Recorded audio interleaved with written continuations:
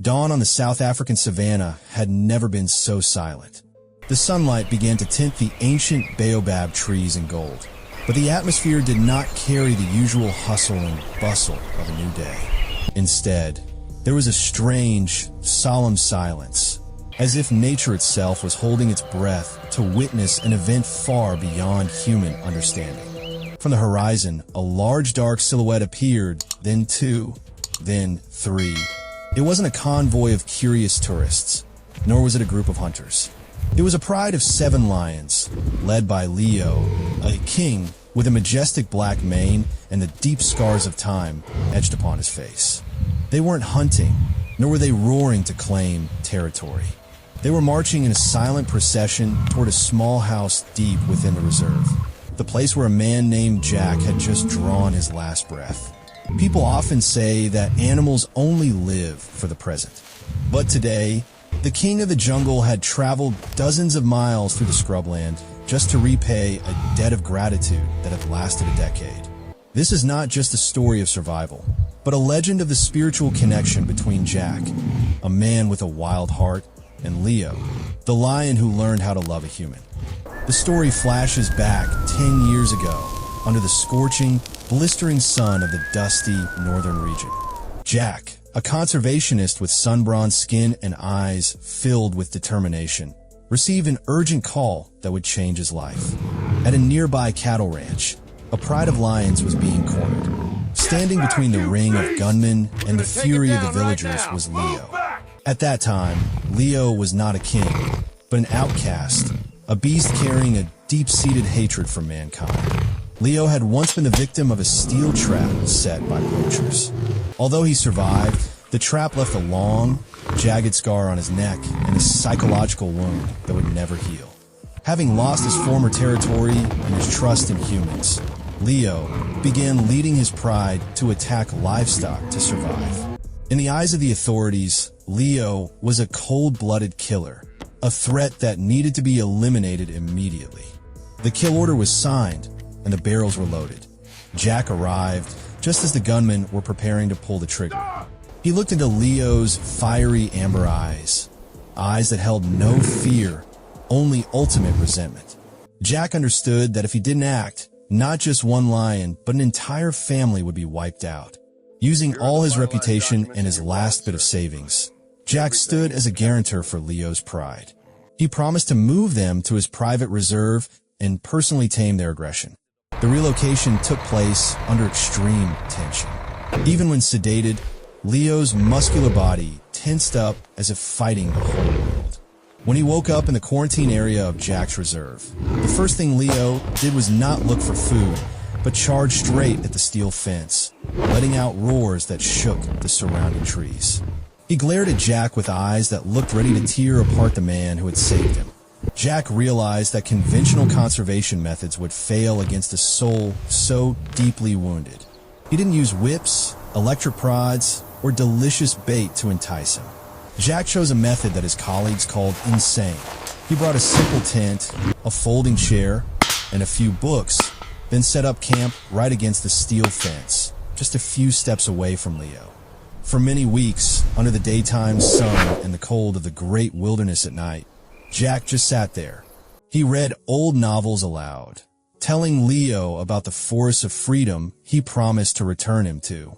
Jack intentionally avoided looking directly into Leo's eyes to prevent a sense of challenge. He wanted to prove to the fierce beast that, in a world full of guns and traps, there was still a human hand that brought peace. During the first few nights, Leo roared constantly right in Jack's ear, but the man remained still, his voice remaining warm and steady like a soothing melody. It was a battle of patience, where love began to permeate through the cold steel bars.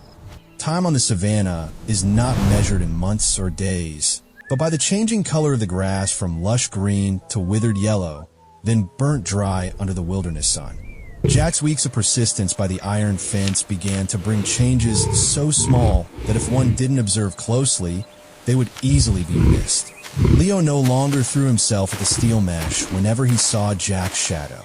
Instead, he began to keep a certain distance, silently observing the strange man who patiently talked to him every night. The true turning point occurred on a violent summer night when a tropical storm slammed into the reserve. Lightning ripped through the pitch-black sky, and thunder rolled like it wanted to shake the earth.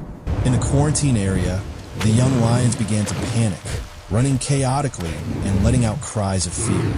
Leo, though a strong leader, could not hide his unease. He paced back and forth, his breath labored, his amber eyes showing clear signs of stress under the flashes of lightning. Amidst the torrential rain, Jack did not run inside to find shelter. Wearing a thin raincoat and holding a small flashlight, he approached the fence. Instead of reading books, as usual, Jack began to sing. It was an ancient folk song with a low, steady melody that blended into the sound of the falling rain. He sat down in the mud, only a thin mesh layer away from Leo. In that moment, it seemed that the shared fear of nature had blurred the boundary between man and beast. Leo slowly approached. He didn't growl, but slowly laid down opposite Jack. For the first time, he brought his massive nose to gently touch the steel mesh, right where Jack's hand was placed. A stream of warmth from the breath of the king of the savannah brushed against Jack's hand, marking the moment the ice of hatred officially shattered. After that night, their relationship turned a new page. Jack began to be allowed to open the gate and step into the pride's area without the protection of weapons. He never tried to tame them like pets. He respected their wild instincts. In return, Leo allowed Jack to sit beside him under the shade of the baobab tree. On scorching afternoons, people witnessed an unbelievable sight. A man sitting with his back against a tree reading a book, while beside him sat a male lion weighing over 200 kilograms napping, occasionally flicking his tail to touch the human friend's shoulder. This bond was tested when Jack went to check the water holes at the border of the reserve. While absorbed in his notes, Jack didn't realize he was in the sights of a highly venomous black cobra hiding in the dry grass. Just as the snake prepared to deliver its lethal strike, a thunderous roar shook the air. Leo, appearing from nowhere, lunged like a lightning bolt. He didn't snatch the snake, but stood directly in front of Jack, using the majesty of the king of the jungle to force the reptile to retreat. Once the snake had withdrawn, Leo turned to look at Jack, letting out a soft huff in his throat, a greeting signal that lions reserve only for family members. That was the moment Jack understood that he hadn't just saved an animal's life. He had found a protector, a brother in the heart of the wild. Many years passed, and Jack and Leo wrote a living legend in the heart of the savannah. But time is an enemy that spares no one. One late afternoon, as the sunset cast long blood-colored streaks across the ground, the heart of Jack, the man who spent his life protecting the heartbeat of the wild, suddenly stopped. He passed away peacefully on the wrought tan chair on his porch, his eyes still turned toward the vast grasslands. The sad news spread quickly through the conservation community, but the strangest thing happened among his four-legged friends. At the moment Jack drew his last breath, Leo's pride was in the northern part of the reserve, more than 20 miles from Jack's house. Normally, lions never leave their hunting territory unless there is a major upheaval. But as if an invisible thread had just snapped, Leo suddenly stood up. He faced Jack's house and let out a long, somber, and mournful roar that echoed through the rocky ravines. Without any other signal, the entire pride automatically gathered behind Leo. They began a 12-hour journey, crossing brush and dry creek beds, never stopping to hunt or rest. They walked with a solemn pace, like an honor guard marching toward the casket of a king. The next morning, as reserve staff and family prepared for Jack's funeral at the center of the reserve, they were stunned by an incredible sight. From the bushes, the pride of 7 lions emerged. There was no panic, no fierce roaring. Leo led the pride straight into the yard, where Jack's wooden coffin was placed under the shade of a giant baobab tree. The crowd backed away in shock and fear, but they soon realized this was not an attack. Before Jack was lowered into the ground, a sacred moment took place that brought tears to the eyes of everyone watching. Leo, the majestic king with the old scar on his neck, slowly stepped toward the coffin. He lowered his massive head, inhaling the familiar scent of his old friend for the last time. Then, with a gesture full of affection, Leo gently leaned his head against the side of the wooden coffin, rubbing his thick mane against the rough wood, a nuzzling and marking behavior common in felines, as if to say, "You still belong to us." The other lions in the pride took turns stepping forward.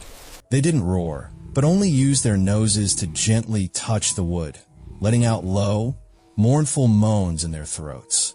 After performing this moving farewell ritual, the whole pride did not leave, but silently laid down in a circle surrounding the coffin. They held that position throughout the ceremony, acting as the final loyal sentinels for Jack's journey into eternity. Under the African sun, the image of the world's fiercest predators lying quietly beside the man who saved their lives was the most powerful testament to a friendship that transcends all biological barriers. After the last clumps of earth were filled in, a stillness enveloped the small cemetery in the heart of the reserve. Leo's pride still did not leave. They lay there, prostrate by Jack's newly mounded grave for 48 hours, without eating or drinking, despite the vultures circling above or the skin-scorching sun of the savannah. This was no longer the instinct of a beast, but a spiritual awakening, a silent tribute that humans usually believe only they can feel. The story of the lion's appearance at Jack's funeral quickly became a legend that spread around the world. But for those working at the reserve, the miracle continued in the years that followed. Every year, on the exact anniversary of Jack's passing, from the furthest reaches of the wild, Leo would lead his pride back. They would stand silently before his grave for several hours, their amber eyes looking toward the old house like a habit that never changed. It was living proof that love and gratitude never die. They only transform from one form to another, from the human heart to the soul of all living things. Looking back at the journey of Jack and Leo, one realizes a profound lesson about connection. In a modern world full of divisions and human dominance over nature, this story is like a gentle prayer for harmony. Jack did not change the nature of a lion. He simply tapped into the goodness and trust that had been wounded by human greed. He taught us that if we approach the wild with respect instead of guns, and with patience instead of imposition, we will receive the purest of emotions in return. Now, whenever the sun sets, dyeing the South African sky red, people still see the silhouette of Leo standing proudly on a high rock outcrop. His shadow stretches long over the land that Jack spent his life protecting. His roar, echoing through the air, no longer sounds fierce, but like a greeting sent to his old friend on the other side of the sky. Their story reminds us that perhaps the answer to changing the world does not lie in grand actions, but in the moments we choose to be present beside a soul in pain. Jack showed the world an obvious yet miraculous truth. When we lead with love, even the wildest hearts will find their way home. If the story of Jack and Leo touched your heart, please share it as a message of faith and the connection between humans and all species. Don't forget to subscribe so we have more motivation to tell you other miraculous stories from the natural world. In your opinion, do animals truly have a sixth sense to feel human love? Leave your thoughts in the comments below.